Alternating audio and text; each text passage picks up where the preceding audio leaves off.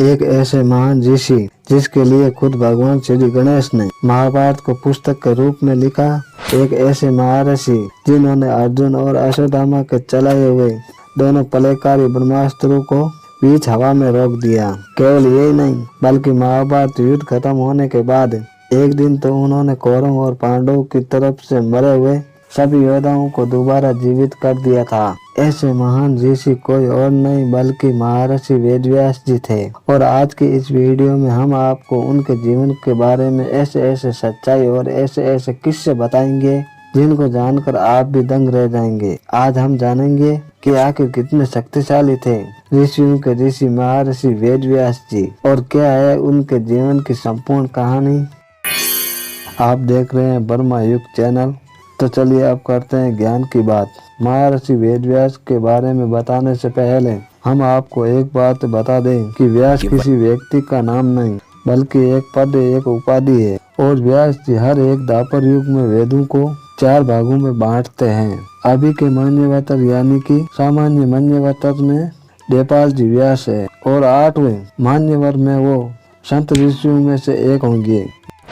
महर्षि परमेश्वर जी के प्रताप से सत्यवती के गर्भ से देवपायन व्यास जी का जन्म हुआ। उन्हें बचपन में ही यमुना में छोड़ दिया गया था, इसीलिए वो देवपायन के नाम से प्रसिद्ध हुए। व्यास जी को गुरुओं का भी गुरु माना जाता है। गुरु पूर्णिमा का त्योहार इन्हीं को समर्पित किया गया है। कुछ पुराणों के अनुसार वेदव्यास जी के भगवान नारायण के ही कला अवतार है और हर एक द्वापर युग में भगवान विष्णु व्यास जी के ही रूप में अवतार लेकर वेदों को अलग अलग भागों में बांटते हैं। और इसी तरह व्यास जी ने अब तक कुल 28 बार वेदों को अलग अलग भागों में बांटा हुआ है।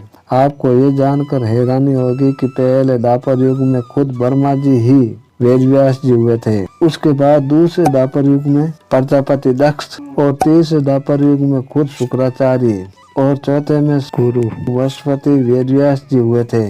और इसी तरह 28 बार अलग अलग व्यक्ति व्यास बनते हैं। महाभारत महाग्रंथ की रचना वेदव्यास जी ने की थी। वेदव्यास जी भूतकाल भविष्यकाल दोनों ही देखने में समक्ष थे। महाभारत के आदि अध्याय 63 के अनुसार 100 में विधान व्यास ने देखा कि हर एक युग में धर्म धीरे धीरे करके कम होता जा रहा है। इंसान की उम्र धीरे धीरे कम होती जा रही है और जैसे जैसे एक एक युग बीत रहा है उनकी दुर्दशा और भयानक होती जा रही है। ये सब देखकर उन्होंने वेद और ब्राह्मणों पर अपना प्रेम जाहिर करने की इच्छा से वेदों का व्यास किया। इसीलिए व्यास के नाम से तो विरासत हुए। एक समय व्यास जी को एक पुत्र की कामना हुई। उसे पूर्ण करने के लिए उन्होंने भगवान शिव की तपस्या की। उसकी इच्छा एक ऐसे पुत्र प्राप्त करने की थी जिनके अंदर अग्नि, पृथ्वी, वायु और जल, आकाश इन सब के गुण शामिल हो।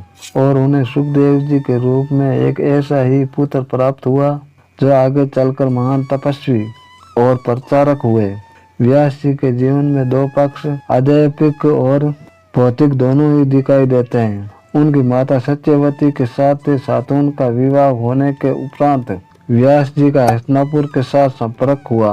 पांडव और कौरव के उतार और चढ़ाव में भाग लेना व्यास जी के जीवन का सांसारिक पक्ष था, लेकिन उनके जीवन का बड़ा भाग वन के आश्रम में रहते हुए एक गुरु के रूप में प्रतीत हुआ, जहाँ वे अपने ही कुछ शिष्यों को वेदों की शिक्षा देते रहते थे। अब महाभारत के आदि पर्व अध्याय 104 के अनुसार भीष्म पितामह की मर्जी और सत्यवती की आज्ञा से कुरुवंश की वृद्धि के लिए विचरित वीर की पत्नियों के गर्भ से संतानों का जन्म करने के लिए ऋषि व्यास जी को हस्तिनापुर में नियुक्ति दिया गया। अब माता सत्यवती ने स्वयं अंबिका और अम्बालिका को महर्षि वेदव्यास जी से मिलने के लिए उसके कक्ष में भेजा, जहाँ स्वयं महर्षि वेदव्यास जी ने अपने तपोबल से नेत्रों की शक्ति द्वारा अम्बाली को जैसे ही देखा तो चारों तरफ एक आध्यात्मिक प्रकाश फैल गया, जिसकी वजह से अंबिका को अपनी आंखें बंद करनी पड़ी। वहीं अम्बालिका का पूरा शरीर पीला पड़ गया और इसी वजह से अंबिका को दशरथ के रूप में पुत्र प्राप्त हुआ, तो वहीं अम्बालिका को पांडु के रूप में।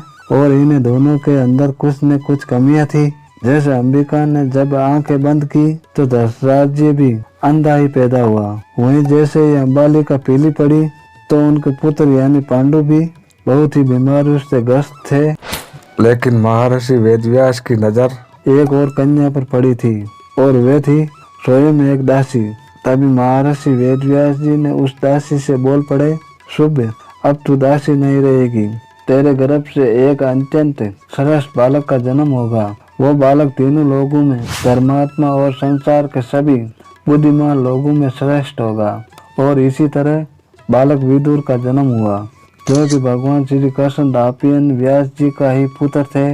वहीं कहते हैं कि जब पांडव द्वापर युग में निवास कर रहे थे और उस समय व्यास जी उनसे मिलने पहुंचे थे और उन्होंने युधिष्ठिर को प्रतिशब्दन नाम की एक विद्या का ज्ञान दिया था।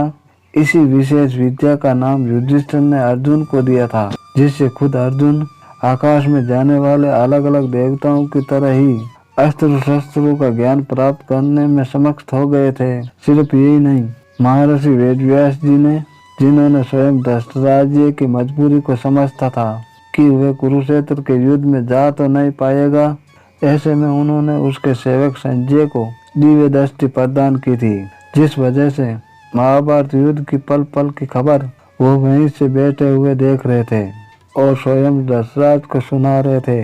कहते हैं व्यास जी के द्वारा ही स्वयं संजय को भगवान श्री कृष्ण द्वारा दिए गए श्री भगवत गीता के ज्ञान को सिर्फ अर्जुन ने ही नहीं बल्कि संजय ने भी सुना था और धर्तराज जी ने भी।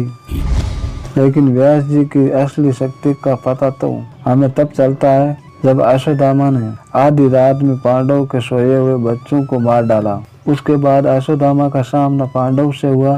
वहाँ अश्वत्थामा ने ब्रह्मास्त्र अस्त्र चलाया। अर्जुन ने भी उसके उत्तर के रूप में ब्रह्मास्त्र अस्त्र चलाया, पर तभी वहाँ पर वेदव्यास जी नारद जी के साथ आकर उन्हें दोनों महाअस्त्रों को बीच में आकर रोक देते हैं।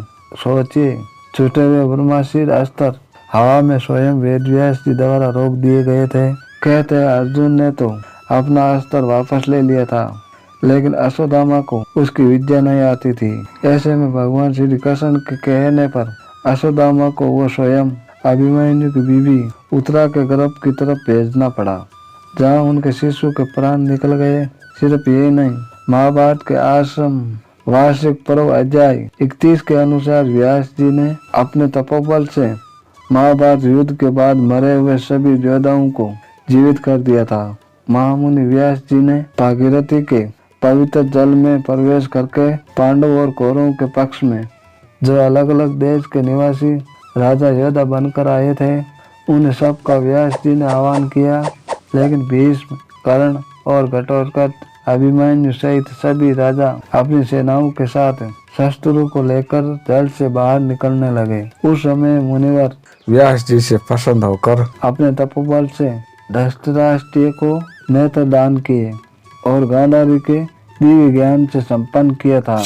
उन दोनों ने युद्ध में मारे गए अपने पुत्र और रिश्तेदारों को देखा और अपने सभी मित्रों और संबंधियों को देखते हुए धृतराष्ट्र जी बहुत ही खुश हो गए। कहते हैं वहीं पांडवों के संवरण जाना करने के बाद आगे चलकर व्यास जी राजा परीक्षित के पुत्र राजा जनमेजय के सलाहकार भी बने थे। सिर्फ यही नहीं दोस्तों, कहते हैं वेदव्यास जी आज तक जीवित है और उन्हें 7 चिरंजीवियों में से एक माना जाता है। सिर्फ यही नहीं, कहते हैं वे आज भी कल के अवतार का इंतजार कर रहे हैं। शायद वेदों का ज्ञान कल के अवतार को वेदव्यास जी देंगे।